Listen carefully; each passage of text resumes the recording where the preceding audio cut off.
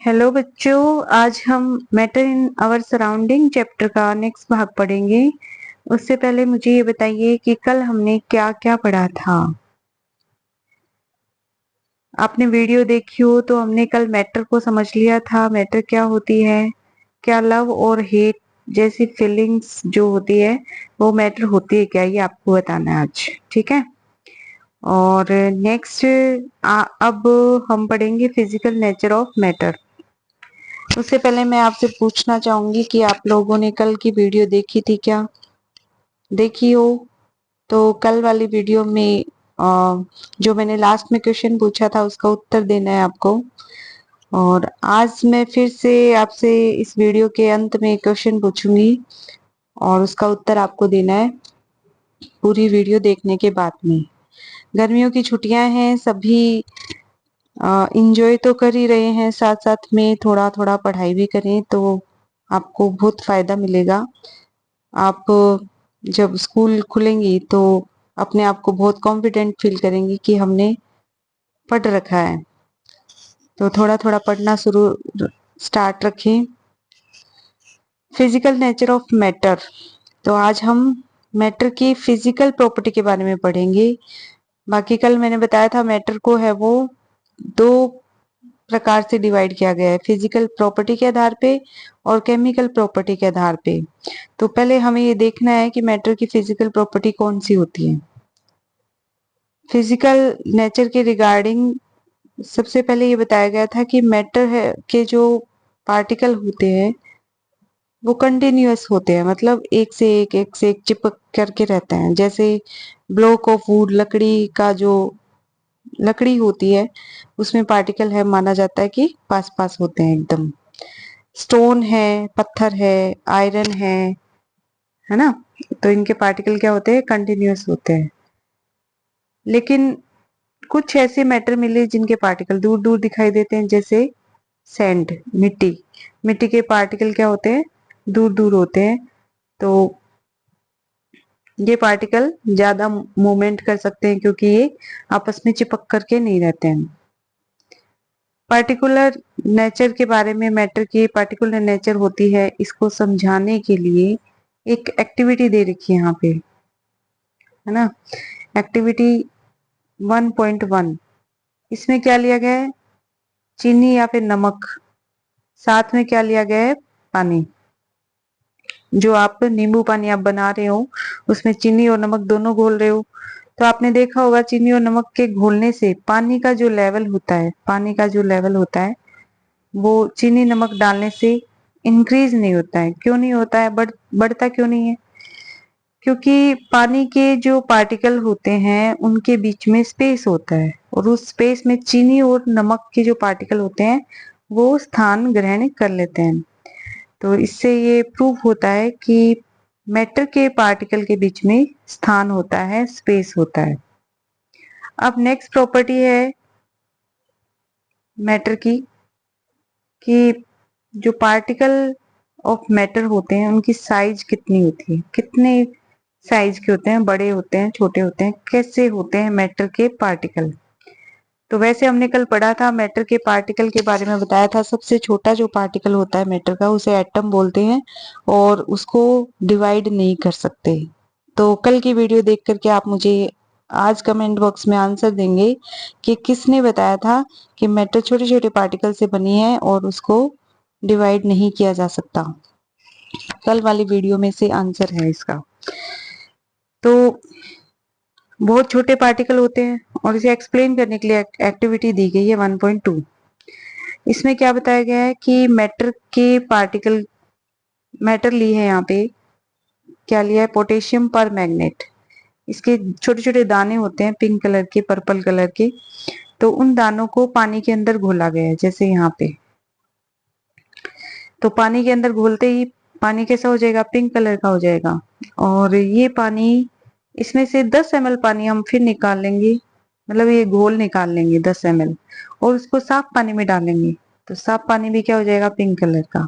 इसमें से फिर से 10 ml निकाल करके साफ पानी में डालेंगे तो वो घोल भी क्या हो जाता है, पिंक कलर का। इस तरीके से हम बार बार पानी में से 10 ml निकाल करके साफ पानी में डालते रहते हैं, घोल में से 10 ml निकाल करके।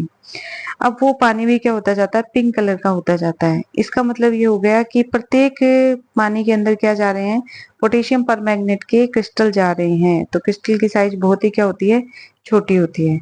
और इसे समझने के लिए देखो नीचे एक डू यू नो दे रखा है।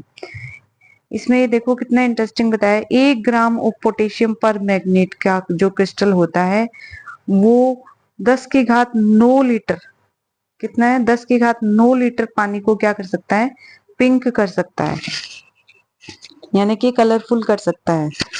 और ऐसे ही the smallest quantity of air contain more air particle than grain of sand on a large beach. ये कह रहा है समुद्र के किनारे पर जो मिट्टी होती है, बहुत सारी मिट्टी होती है, उसमें जो पार्टिकल होते हैं मिट्टी के, उससे ज्यादा पार्टिकल, थोड़ी सी जो एयर होती है उसमें एयर के पार्टिकल होते हैं, थोड़ी सी एयर में। Smallest quantity of air contain more air particle than grain of sand on a large beach.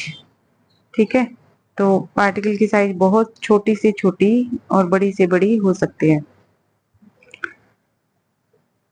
They are even smaller than own imagination. तो ये समझ गए, वो इतने छोटे होते हैं पार्टिकल कि हमारी इमेजिनेशन से भी परे होते हैं। नेक्स्ट देखिए, to study characteristic of the particle of the matter. तो इसमें पहले मैटर के पार्टिकल के नेचर के बारे में, कैरेक्टरिस्टिक्स के बारे में हम पढ़ेंगे। तो पहला पॉइंट है particle of matter have space between them. तो ये तो हमने यहाँ पे क्लियर कर ही लिया कि पार्टिकल, मैटर के पार्टिकल के बीच में क्या होता है, स्पेस होता है। जैसा कि हमने पानी के अंदर चीनी और नमक को घोल करके देखा, तो उनका लेवल है वो ऊंचा नहीं हुआ, क्योंकि नमक और चीनी के जो पार्टिकल थे उन्होंने पानी के पार्टिकल के बीच में जो स्पेस था उसमें स्थान ग्रहण कर लिया। नेक्स्ट करेक्टरिस्टिक है मैटर का, particle of matter are continuously moving. तो मैटर के जो पार्टिकल होते हैं वो कंटिन्यूअस क्या करते रहते हैं, मूव करते रहते हैं। तो इसको समझने के लिए एक वर्ड आया डिफ्यूजन, वेरी इंपॉर्टेंट।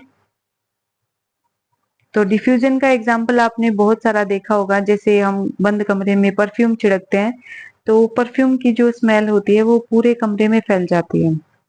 तो परफ्यूम के जो पार्टिकल होते हैं, गैस पार्टिकल होते हैं, वो हवा के पार्टिकल के अंदर मूव करके पूरे रूम में है वो फैल जाते हैं।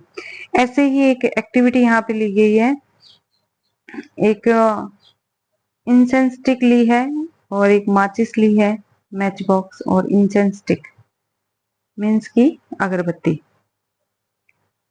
तो ये थोड़ा बड़ा करूं तो हो नहीं रहा है, तो थोड़ा समझना आप। फ्रेगनेंस स्प्रेड, फ्रेगनेंस मतलब उसकी अगरबत्ती की स्मेल, स्प्रेड यानी फैल जाती है in whole room quickly when we light these incense stick. तो समझ गए होंगे आप, अगरबत्ती को जलाते हैं तो अगरबत्ती की स्मेल है वो पूरे रूम में फैल जाती है, और इसे ही क्या बोलते हैं, डिफ्यूजन। तो डिफ्यूजन को यहाँ पे भी बताया गया है, the intermixing of particle of two different type of matter on their own is called diffusion.